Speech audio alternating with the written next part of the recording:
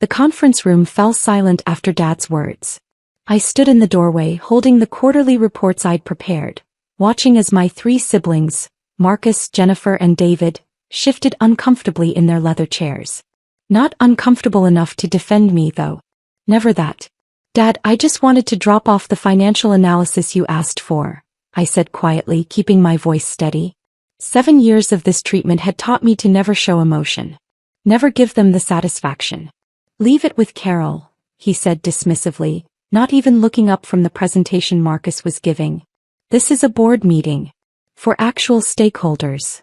Marcus smirked. Yes, Sarah. The adults are talking. I placed the folder on Carol's desk outside and walked back to my office in the building's east wing. The warehouse office, as Jennifer liked to call it, even though I'd been working in accounting and financial analysis for the company for 7 years. 7 years of arriving at 6 in the morning and leaving at 8 at night. 7 years of fixing their mistakes, catching their accounting errors, and preventing at least a dozen financial disasters. My phone buzzed. A text from Jennifer. Don't take it personally. You know how Dad gets about family legacy stuff. You're still part of the team. Smiling face with smiling eyes. I deleted it without responding. The word team meant something very different to them than it did to me. The company, Morrison & Sons Manufacturing, had been in the family for 40 years. Dad built it from a small machine shop into a regional powerhouse with 300 employees and $42 million in annual revenue. And I, the adopted daughter he took in when I was 8 after my parents died in a car accident, was allowed to work there, but never truly belong. My desk phone rang an hour later. Carol's voice came through, apologetic as always. Sarah, your father wants the revised supplier contracts analysis by end of day. The one that takes 3 days to properly compile? He said you're not busy since you're not in the meeting. I pulled up my files. I'd actually finished it yesterday, anticipating exactly this scenario. I'll bring it up in 20 minutes. Just email it. He doesn't want you interrupting the board session. Of course he didn't. I spent the rest of the afternoon reviewing the actual quarterly numbers. They weren't good. Marcus had pushed for an aggressive expansion into the Tennessee market without proper research. Jennifer had approved a marketing budget that was 30% over projection with minimal ROI. David, the youngest at 28, had negotiated a supplier contract that locked us into prices that were already 15% above market rate. But they were blood family. So they sat in the boardroom making decisions while I sat in my warehouse office, fixing their mistakes. At 6 p.m. I packed my bag and headed out.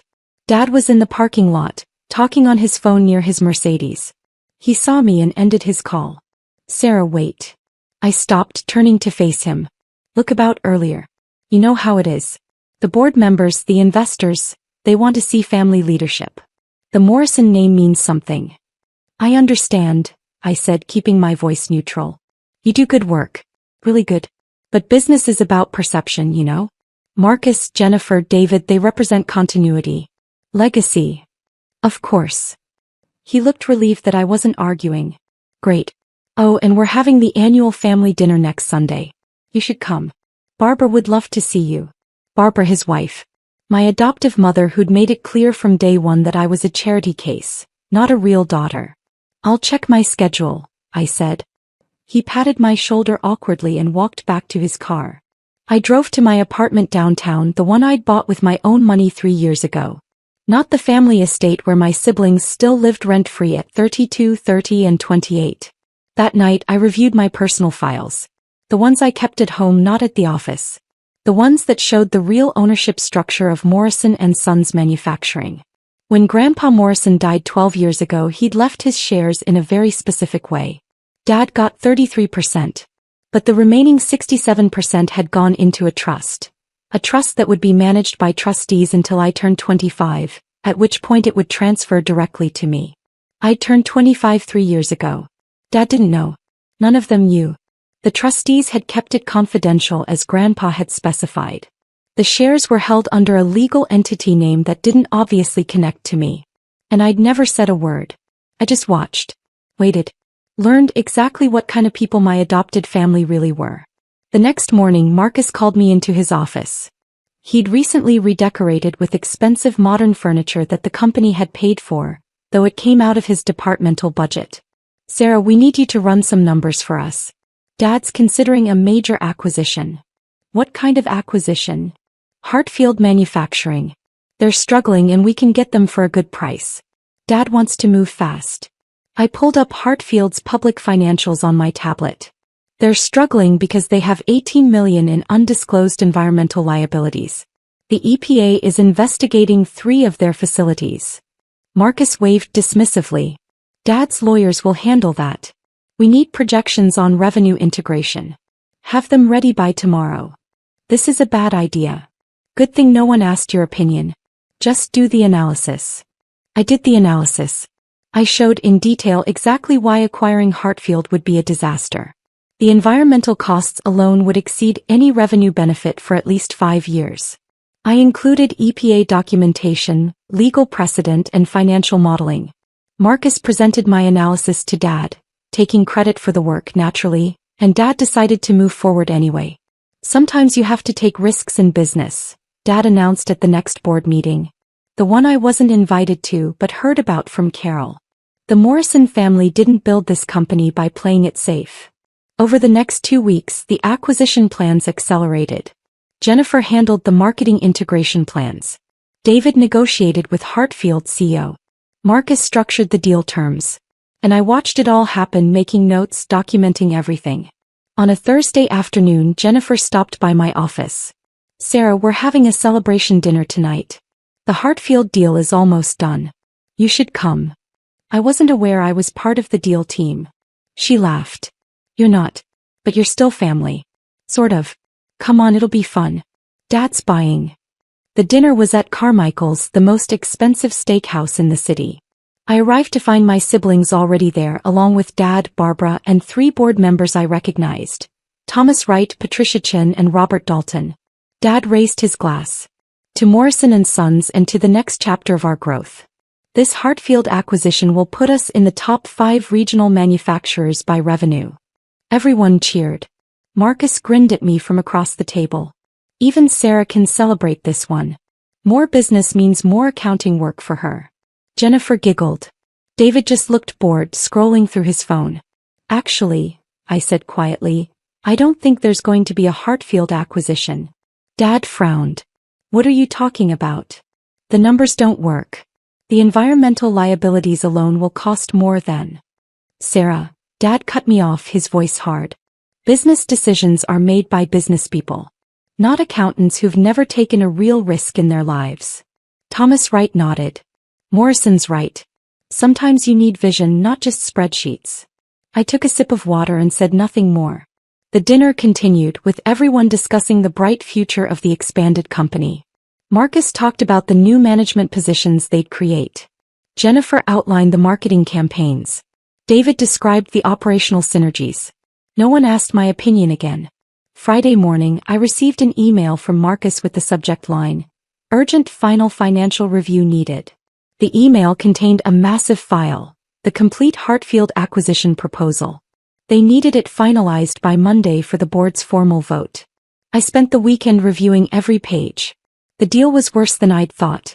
They were paying $43 million for a company with actual assets worth maybe $25 million, and environmental liabilities that could exceed $30 million. It was financial suicide dressed up in optimistic projections. Monday morning, I arrived at 6 a.m. as usual. By 8, the parking lot was full. The board was meeting at 9. Carol called me at 8:30. Sarah, they need you to present the financial analysis to the board. Marcus is presenting it. He's been leading the deal. He said the numbers are your department. You need to be there in 15 minutes. I gathered my files and walked to the boardroom. The large oak table was surrounded by board members, my siblings, Dad, and several lawyers I didn't recognize. Sarah, finally, Dad said impatiently. Walk everyone through the financial projections. I set up my laptop and pulled up the presentation. The acquisition of Hartfield Manufacturing for $43 million represents a significant financial risk for the following reasons. Sarah, Marcus interrupted. Just show them the revenue projections. Everyone here understands there's risk in any acquisition. I continued. Hartfield has $18 million in documented environmental liabilities and potentially another $12 million in undisclosed issues based on We have lawyers for that, Dad snapped. Give us the bottom line. Will this acquisition increase our revenue and market position? In the short term, yes. Revenue would increase by approximately $8 million annually. However, the environmental remediation costs would. Short term is what matters, Jennifer chimed in. We can handle challenges as they come. One of the lawyers cleared his throat. Mr. Morrison, before we proceed to the vote, I need to remind the board that any acquisition of this size requires approval from the majority shareholder. Dad nodded. Of course. I hold 33%, and my children collectively hold another 22% through their inheritance shares. That's 55%. More than enough. The lawyer shifted uncomfortably. Actually, sir, there's been a discrepancy we've discovered in our due diligence review. The majority shareholding isn't structured the way you've described. The room went quiet. What are you talking about? Dad's voice was sharp. I know exactly how my company shares are distributed. It's regarding your father's estate distribution from 12 years ago. The 67% he held wasn't distributed to you or your children. It went into a trust. I know that, Dad said impatiently. The trust is managed by trustees until certain conditions are met. I've been the effective controller of those shares for years. The conditions were met 3 years ago, sir. The trust transferred full control to the beneficiary when she turned 25. Dad frowned. She. The lawyer looked directly at me. Ms. Morrison holds 67% of all company shares as of 3 years ago. She is the majority shareholder and has been since her 25th birthday. You could have heard a pin drop. Marcus laughed nervously. That's ridiculous. Sarah doesn't own anything. I have the documentation right here, the lawyer said, pulling out a folder. The trust was established by James Morrison Sr. with very specific instructions. Sarah Morrison was named as the beneficiary, with full control transferring at age 25. Patricia Chin, one of the board members, leaned forward. Let me understand this correctly. Sarah owns 67% of this company. Has owned it for 3 years, the lawyer confirmed. Dad's face had gone from red to white. That's impossible. My father would never. Your father's will is public record, Mr. Morrison. The trust documents are confidential, but they're legally binding. Ms. Morrison has been the controlling shareholder since she turned 25 on March 15, 3 years ago. Jennifer turned to me, her voice shaking. You knew. I met her eyes calmly. The trustees informed me when the transfer happened. And you said nothing? Marcus stood up, his chair scraping loudly. You've been sitting there for 3 years letting us run the company and you own most of it? I've been watching you run it into the ground, I corrected quietly. And taking notes.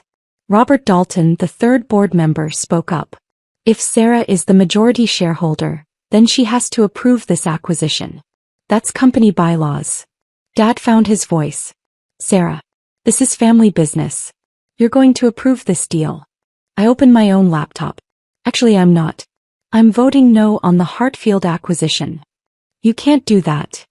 I can and I am. The environmental liabilities alone make this deal toxic. You're about to pay $43 million for a company that will cost us $50 million to clean up. Thomas Wright shook his head. Morrison, is this true? Does she actually have the authority to block this? The lawyer nodded. She has the authority to block anything. She's the controlling shareholder.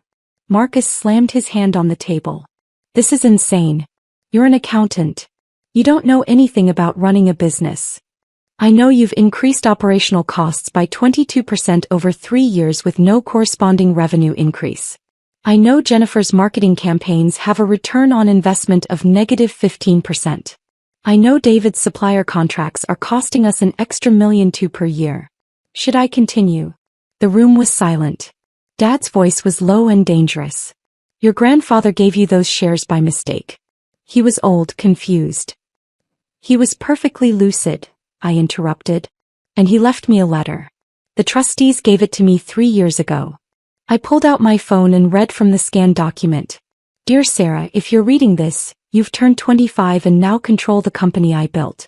I'm giving you this responsibility because you're the only one with the sense and work ethic to handle it. My son is a good man but a mediocre businessman, and his children have been spoiled beyond usefulness. Watch them. Learn from their mistakes. And when the time is right, take control.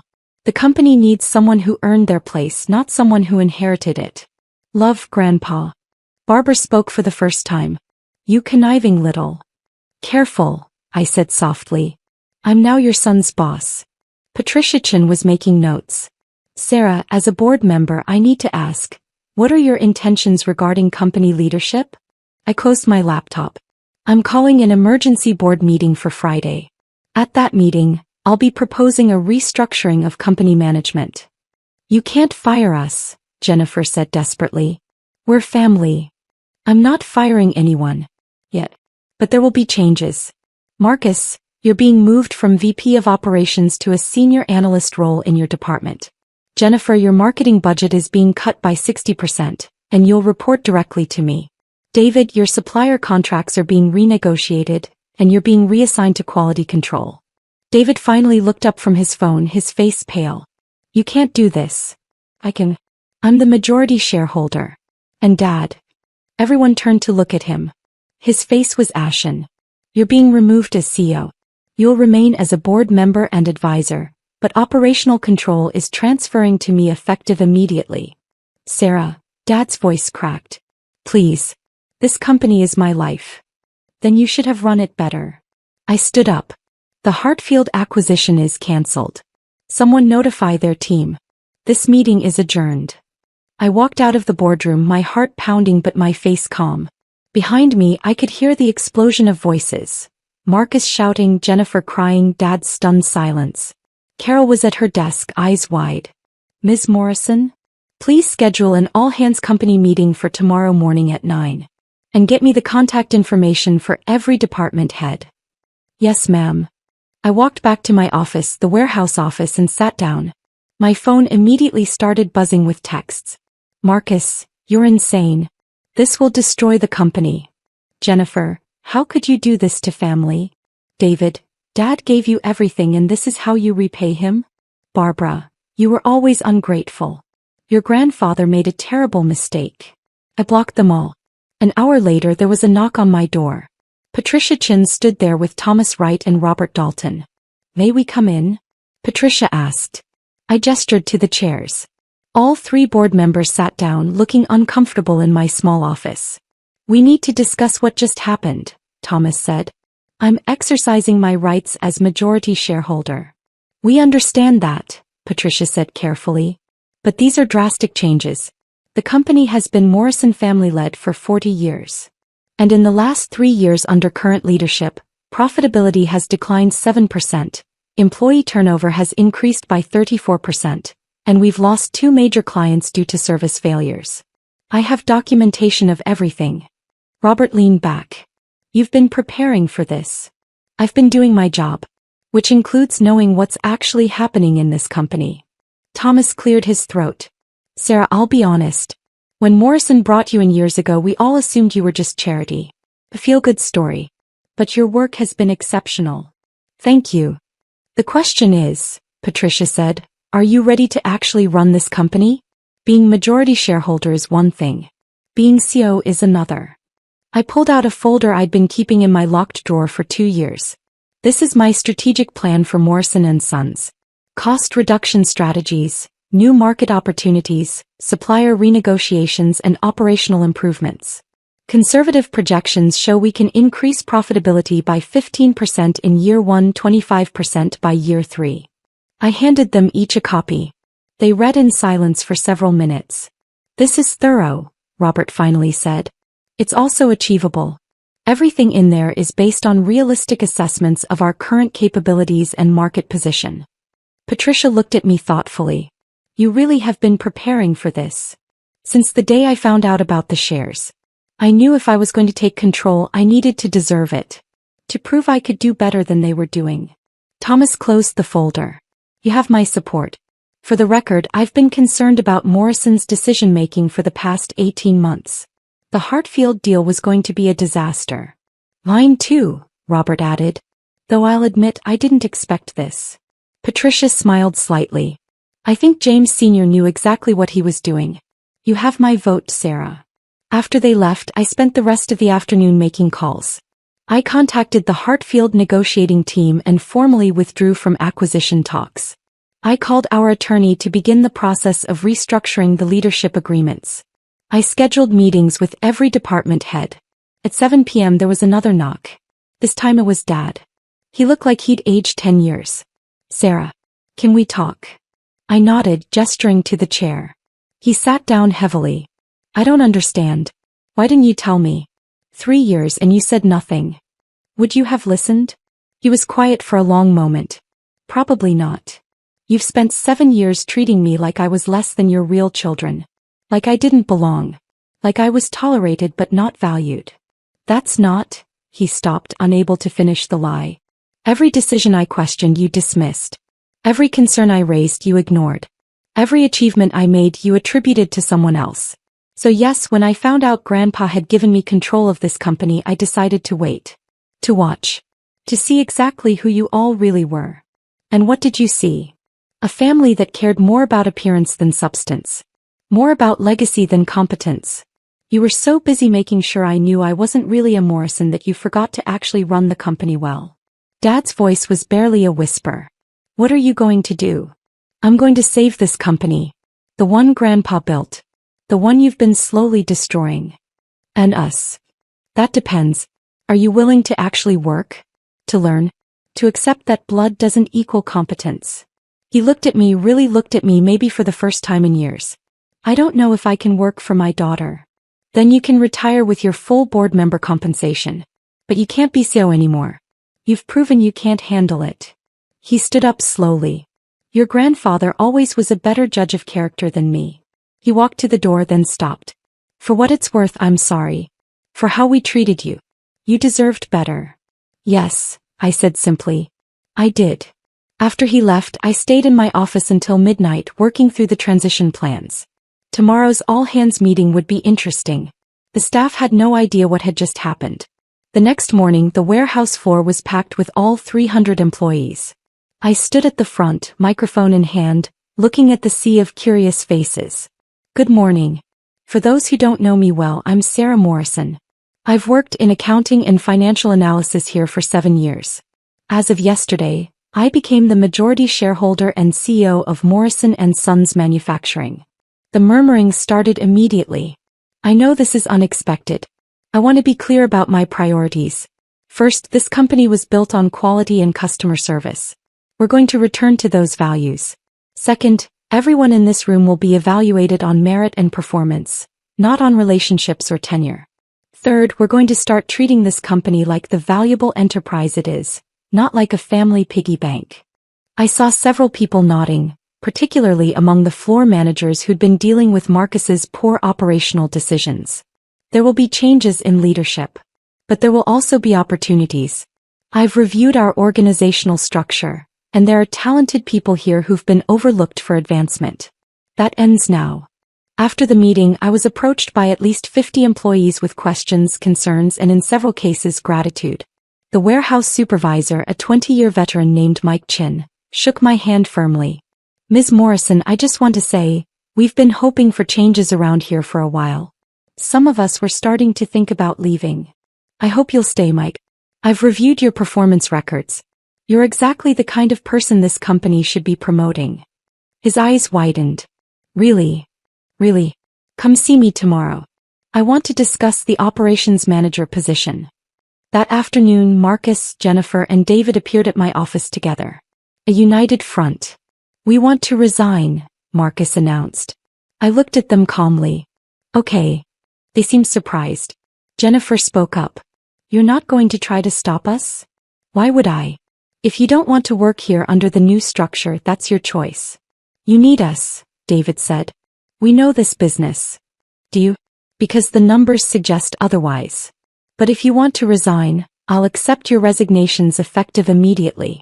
You'll receive your contractual severance and you can pursue other opportunities." Marcus's bravado wavered. "Just like that. Just like that. However, if you'd rather stay and actually learn how to run a business properly, I'm willing to give you that chance. Your choice." They looked at each other. Jennifer spoke first. "What would that look like?" "It means following my leadership. No special treatment. No end runs to Dad. You do the jobs I assign, you hit the metrics I set, and you prove you can actually contribute. If you can do that, there's a future for you here. If you can't, then leaving now is probably better for everyone. This is humiliating, Marcus muttered. No, this is accountability. Something none of you have ever experienced. They left without another word. 2 hours later, I received emails from all three. They would stay for now. Over the next 2 weeks, I implemented the changes I'd been planning for years. Supplier contracts were renegotiated, saving us $1.4 million annually. Marketing spending was cut and refocused on campaigns with actual measurable ROI. Operational procedures were streamlined. And the most satisfying change: my office moved from the East Wing warehouse space to the executive suite. The CEO's office. I had them remove most of Dad's expensive furniture and replace it with functional pieces. The brass nameplate on the door read, Sarah Morrison, CEO. Dad retired formally at the end of the month. Barbara stopped speaking to me entirely. My siblings worked their reassigned jobs with varying degrees of resentment and, surprisingly, some growing competence. Jennifer actually showed aptitude for data-driven marketing when she couldn't rely on just spending money freely. 3 months into my tenure as CEO, we closed the first quarter with profits up 12%. Employee satisfaction surveys showed a 28% improvement. 2 clients who had left came back. I was in my office reviewing the quarterly results when Patricia Chun called. Sarah, I just saw the numbers. Impressive. Thank you. We're ahead of projections. The board wants to discuss executive compensation. You're still being paid your old accounting salary. I'd forgotten about that in the chaos of transition. I suppose that should be addressed. I'd say so. You're running a $40 million company. Your compensation should reflect that. The board meeting to discuss my new salary package was scheduled for the following week. When I walked in, all 3 board members were smiling. Sarah, Thomas began, we've reviewed comparable CEO compensation in our industry and company size. We're proposing a package that includes a base salary of $320,000, plus performance bonuses tied to profitability and growth targets. It was 6 times what I'd been making as an accountant. That seems fair, I managed to say. Robert grinned. You've earned it. This company is already in better shape than it's been in 5 years. After the meeting, I returned to my office and sat at my desk, the CEO's desk, looking at the quarterly reports, the strategic plans, the future projections. My phone buzzed. A text from an unknown number. This is Mike Chin. Just wanted to say thank you for the operations manager promotion. My wife cried when I told her. You've changed our lives. I smiled and saved the number. That evening, I drove past the family estate. The lights were on and I could see shadows moving behind the curtains. My former family dealing with their new reality. I felt no satisfaction in their downfall. But I felt no guilt either. Grandpa Morrison had given me a gift. Not just 67% of a company, but the chance to prove that family isn't about blood. It's about who shows up, who does the work, who earns their place. And I had earned mine. The next morning, I arrived at the office at 6 a.m. as always. The building was quiet, the parking lot empty except for my car. I walked through the warehouse, past the machines that had been running for 40 years, creating products that people relied on. This was mine now. Not because someone felt sorry for the orphan girl. Not because of charity or obligation. Because I had proven I deserved it. My phone buzzed with the morning production reports. Everything running smoothly. On schedule. Profitable. I smiled and got to work. 6 months later. The conference room was full again, but this time it was different. Department heads, board members, and key stakeholders gathered around the table. And at the head of that table, in the CEO's chair, sat exactly who belonged there. Me. Let's begin, I said, opening the annual review presentation. Morrison & Sons Manufacturing has completed its most profitable year in company history. Marcus sat 3 seats down, taking notes on my operational directives. Jennifer presented marketing results that actually showed positive ROI. David reported supplier relationships that were saving money instead of wasting it. And Dad, retired but present as a board member, watched quietly from the corner. After the meeting, he approached me. Your grandfather would be proud. I know, I said simply. Because I did know. Grandpa Morrison had seen what no one else had. Not a charity case to be tolerated, but a leader waiting for her moment. And when that moment came, I was ready. Family business is for family, Dad had said. He was right. It just took them 7 years to figure out who the real family was.